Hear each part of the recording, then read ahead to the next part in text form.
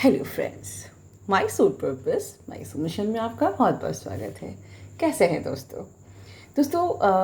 मुझे काउंसलिंग में आजकल नए नए सब्सक्राइबर्स अप्रोच कर रहे हैं जो शायद हमारे चैनल पर 1 मंथ 2 मंथ्स ऐसे ही आए हैं। तो उनके क्वेश्चंस होते हैं बहुत ही लाइक मैम, क्या आप हमारी इनर चाइल्ड हीलिंग करवा सकते हैं?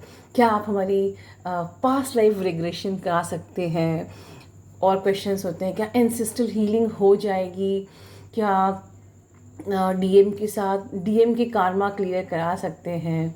और सोल ही पिछले पास्ट जन्मों की सोल, पिछले जन्म की सोल और सोल फ्रेगमेंट्स और सोल सोल सोल बहुत सारी सोल की बातें। दोस्तों ये सोल की बातें करना इतना is not a very small thing, हम लोग के ज्ञान से बहुत ऊपर है।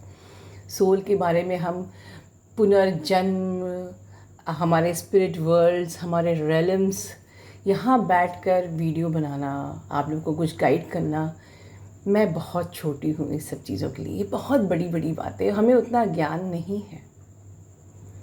ठीक है, हम इतना जानते हैं कि हमें एक जर्नी मिली है जिसको आप एक spiritual awakening, a truly spiritual awakening journey, ascension process आप कह सकते हैं कि हम एक साधारण मनुष्य के रूप में जन्म लिए गए और हम शायद भगवान के बहुत ही विशेष प्यारे बच्चे थे कि हमें चूज़ किया गया स्पिरिचुअल अवेकनिंग प्रोसेस के लिए या ट्विन फ्लेम जर्नी के लिए, ट्विन फ्लेम असेंशन प्रोसेस के लिए।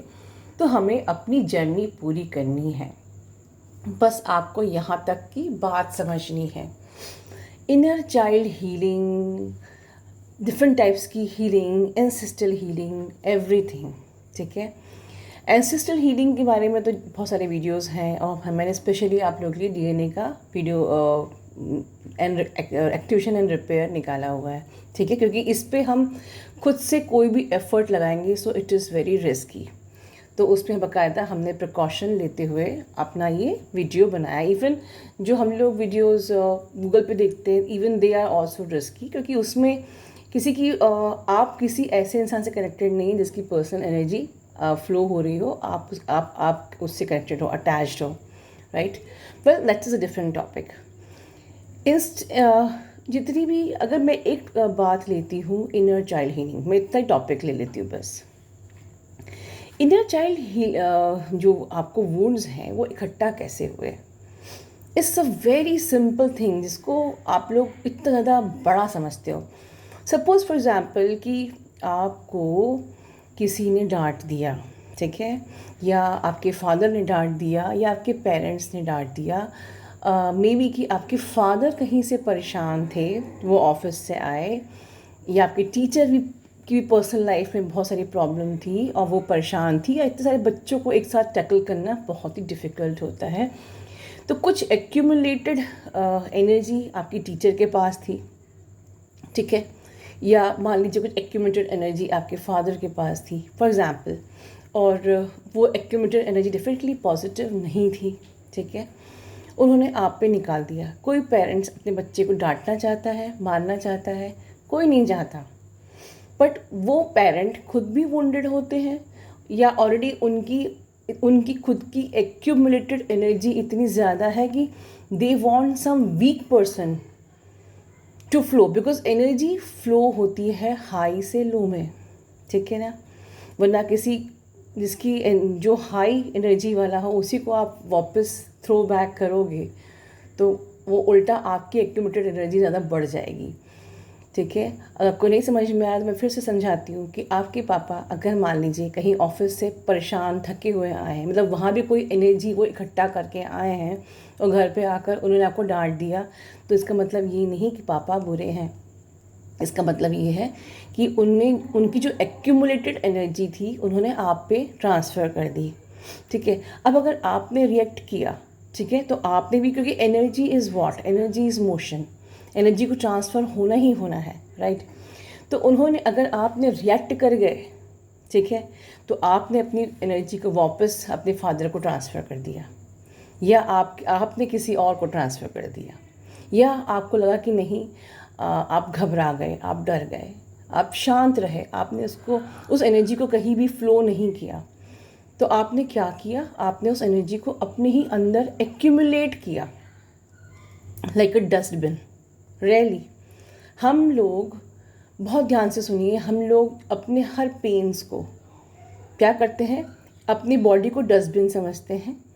यहाँ इसने दुख दिया, वहाँ उसने दुख दिया, वहाँ तीसरे ने दुख दिया, और हम डस्टबिन में हम सारा अपना दुख अपने ही अंदर समेट इकट्ठा करते रहते हैं। And you are literally using your body as a dustbin, जबकि ये आपका टेम्पल है एंड वेरी इंपॉर्टेंट, राइट। अब वो आपको लग रहा है कि ठीक है मैं सहन कर गई, ठीक है मैं चुपचाप रह गई, बट क्या हुआ, वो एनर्जी को कभी तो ब्लास्ट होना है, क्योंकि वो तो वहाँ संचित हो रही है, इकट्ठा हो रही है, एक्यूमुलेट हो रही है, और कभी कोई दिन आता है और वो ब्लास्ट बन जाती है, राइट। या वो आप अगर वो कहीं ब्लास्ट नहीं बनी तो वो एक बीमारी का रूप ले लेती है, या आपका उसका बड़ा ही एडवर्स रिएक्शन कहीं कहीं अपनी लाइफ में आप देखते हैं, और फिर अपनी लाइफ में आप हर जगह अपने आप को अनसक्सेसफुल पाते हैं, कहीं लाइफ में आप अपने को बड़ा डिप्रेसिव पाते हैं कि शायद मैं डिप्रेशन की पेशेंट हूँ, शायद मैं एंजाइटी की पेशेंट हूँ, एम आई अ साइको, या मेरे फ्रेंड से पटती क्यों नहीं है, मेरा सबसे झगड़ा क्यों हो जाता है, ठीक है, या मैं लाइफ में अपनी ग्रोथ क्यों नहीं कर पा रही हूँ, बिकॉज वो जो कूड़ा भरा हुआ था ना, उसको आपने रॉन्ग जगह या तो आपने निकाला, या आपने उसको अंदर इतना इकट्ठा कर लिया कि वो अब डिप्रेशन बन गया है, और आपको लगता है कि आप साइको पेशेंट हो, बट ऐसा नहीं है। पर समटाइम्स हो भी जाता है because of this reason only, ठीक है। तो अल्टीमेटली ये सिर्फ इनर चाइल्ड हीलिंग की बात नहीं है, this is the healing for every stage.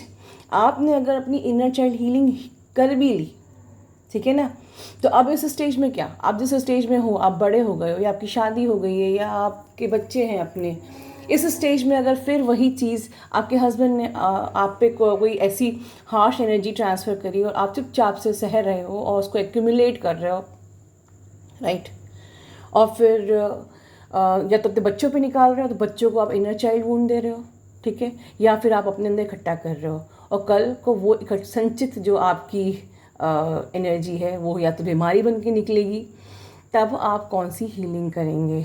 Old age healing तो कोई शायद मेरे ख्याल से होती नहीं है, राइट।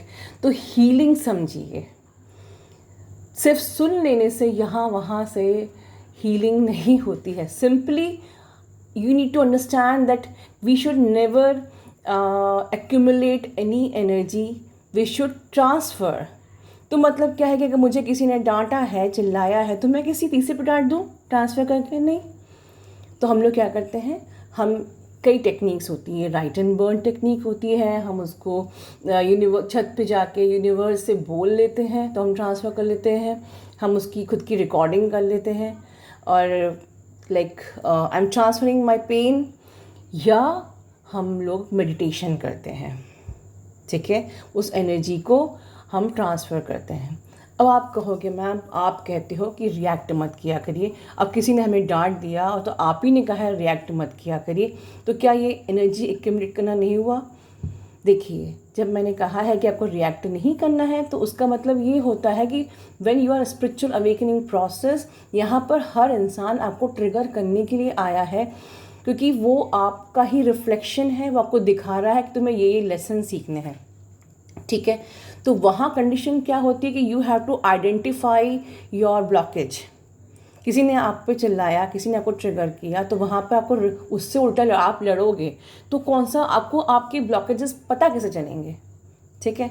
तो आपको क्या करना है, आपने रिएक्ट नहीं करना है, वो जो आपको यूनिवर्स इनडायरेक्टली ट्रिगर देके जो आपको ब्लॉकेजेस बता रहा है, दिखा रहा है, उसको आइडेंटिफाई करना है, और उस वक्त जो एनर्जी एक्यूमुलेट हुई है आपको, तो बेटर है कि आप उसको मेडिटेट करिए, राइट एंड बर्न टेक्निक करिए, या फिर आप उस जगह से हट जाइए। सबसे बढ़िया, leave that place, don't waste your energy. मतलब we are not born to waste our energy, ठीक है।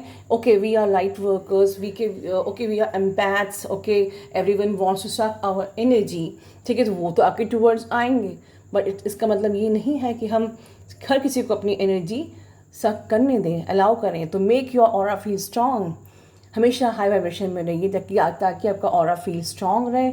हमेशा अपने आप को प्रोटेक्शन शील्ड बना के रखिए, जिससे कि कोई आपकी ऑरा फील्ड को पेनिट्रेट करके आपको हर्ट ना कर सके। And at the same time leave that space, okay, leave that place.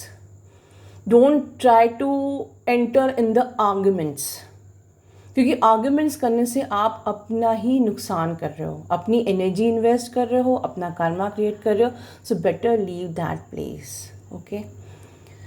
So overall अगर मैं कहूँ कि इनर चाइल्ड हीलिंग क्या है, तो ये बहुत ज़्यादा हेल्प कर रही है। जो मेरा सबकॉन्शियस वाला है, ये सिर्फ इनर चाइल्ड हीलिंग ही नहीं, ये आपकी हेल्प कर रहा है आपके पास्ट लाइफ रेग्रेशन में भी, ठीक है। मेरे पास कुछ सब्सक्राइबर्स आए हैं जिन्होंने बताया है कि उनका ऑटोमेटिकली पास्ट लाइफ रिग्रेशन भी हील हुआ है विद सबकॉन्शियस। हमारा जो प्रोसेस जो हमारा कोर्स है उससे बहुत लोगों की इनर चाइल्ड हीलिंग भी हुई है। और कहीं ना कहीं मैंने समझा यही है कि आपकी अच्छा, अब पास्ट लाइफ रिग्रेशन क्या हमें करना चाहिए? हमें एक्चुअली में बिल्कुल नहीं करना चाहिए। जो भी चीज़ें नेचुरल हो वही हमें करना चाहिए। We can't interfere in the plan of God. हमको सब पता चल जाएगा तो हम उतने ऑनेस्टली वर्क नहीं करेंगे, ठीक है। बहुत सारे भगवान का कुछ प्लान रहता है कि वो आपको ये ट्रिगर्स देगा, वो ट्रिगर्स। हमको शॉर्टकट नहीं अपनाना चाहिए। It's all shortcut and it's all interference, ठीक है। अब आपको ड्रीम में ऑटोमेटिकली आपकी पास्ट लाइफ दिख रही है, ठीक है, एंड वहाँ पर आपकी हीलिंग ऑटोमेटिकली हो रही है। That is very very nice, means it's already a blessing कि भगवान खुद आपकी ड्रीम्स में आपकी पास्ट लाइफ हीलिंग कर रहा है, राइट। बट अगर आप एक शॉर्टकट अपना के, बिना लेसन लर्न किए, बिना अपने ट्रिगर्स पे काम किए, एक शॉर्टकट तरीके से कुछ करना चाहते हो, तो इस actually is not helpful and it will not work. क्योंकि ultimate result is our union और आपका डिवाइन से मर्जिंग, या आप का unconditional love. What is your end result? क्या आप शॉर्टकट के रास्ते से अनकंडीशनल लव सीख पाओगे? क्या आपके शॉर्टकट के रास्ते से आप डिवाइन में मर्ज हो पाओगे? क्या शॉर्टकट के रास्ते से आप अपने आप को ट्रांसफॉर्म कर पाओगे, that purity of your soul? So better है कि हम एक जो सिस्टमेटिक ऑर्डर में जो भगवान ने हमारे लिए जर्नी बनाई है, वो अपने हिसाब से आपको टेस्ट एंड ट्रिगर दे रहा है टू हील योर सोल, ठीक है। Because actually your soul is already pure white radiant soul, okay. उसके ऊपर आपकी जो बॉडी, जो आपका ईगो, जो आपका मैनिपुलेटिव माइंड है, वही आपकी जर्नी का सबसे बड़ा ब्लॉकेज है। क्योंकि सारे हर्ट्स एंड वुंड्स आपकी बॉडी को होते हैं, आपके माइंड को होते हैं, आपके सोल को कुछ नहीं होता। Soul is the essence of God only. ये soul is your her self, okay. So सारा का सारा प्रॉब्लम आपके माइंड को ही होता है। तो माइंड को आपको अपने पावर में लेना है, ठीक है। माइंड को आप पर ओवर पावर नहीं होने देना है। तो you have to learn in this journey कि हम माइंड को कैसे कंट्रोल करें, how to control your own mind. So better है कि हम कोई शॉर्टकट से जर्नी को पूरा करके यूनियन पाना चाहें, उससे बेटर है कि लेट्स लर्न कि how to control our mind. And after controlling our mind, we can easily align your mind, body and your spirit, ठीक है। So अगर आप साइंटिफिकली किसी चीज़ को हील करोगे कि yes, take everything as energy, right? एक एनर्जी एक्यूमुलेट हो रही है, उसको हमें एक्यूमुलेट नहीं करना है, उसको ट्रांसफ़र करना है इन अ सिस्टमेटिक प्रॉपर वे, तो आप वुंडेड ही नहीं होगे। इनर चाइल्ड वुंड क्या होता है? इतने सारे आपने एक्यूमुलेटेड पेन्स को अपने पास अंदर इकट्ठा करके रखा, अब वो वुंड बन गया। तो अगर हमको सिखाया गया होता कि तभी हम अपने वुंड्स को रिलीज़ कर सकते होते, तो हमको आज इनर चाइल्ड वुंड को हील करने की ज़रूरत ही नहीं होती। कुछ बच्चे जो होते हैं, जो बहुत ब्लेस्ड होते हैं, उनको इतने सारे पेन्स मिले नहीं होते हैं, या फिर मिले भी होते तो वो एक्यूमुलेट नहीं करते हैं, तो उनको इनर चाइल्ड हील करने की ज़रूरत भी नहीं होती है। तो ओवरऑल हीलिंग इज़ इम्पॉर्टेंट। और हीलिंग इज़ व्हाट, हमने नाम कई प्रकार की हीलिंग दे दी है, ये हीलिंग वो healing, but thing is this, एक ही चीज़ करनी है कि अगर आपके सोल पे कोई हर्ट एंड वुंड है, means any, it's a reaction of any accumulated energy, okay. तो अब उसको आपको रिलीज करना है, ट्रांसफ़र करना है, and set your spirit free from all sorts of wounds, right, and pains and hurts. That is this journey. बाकी लोक परलोक में क्या होता है, आगे के रेलम्स में क्या होता है, ये सब हमारी सोच से परे हैं, ये हमारा काम ही नहीं है। भगवान ने जितना काम आपको दिया है उतना काम करिए, ठीक है, उसी पे फोकस करिए। इतना ही हम लोग अपनी जर्नी पे कर लें, अपनी जर्नी को पूरा कर लें सिस्टमेटिकली फोकस होके, इतना ही काफ़ी है बस। ठीक है दोस्तों, ध्यान रखिए। God bless you all, love you all, and please like share subscribe my channel.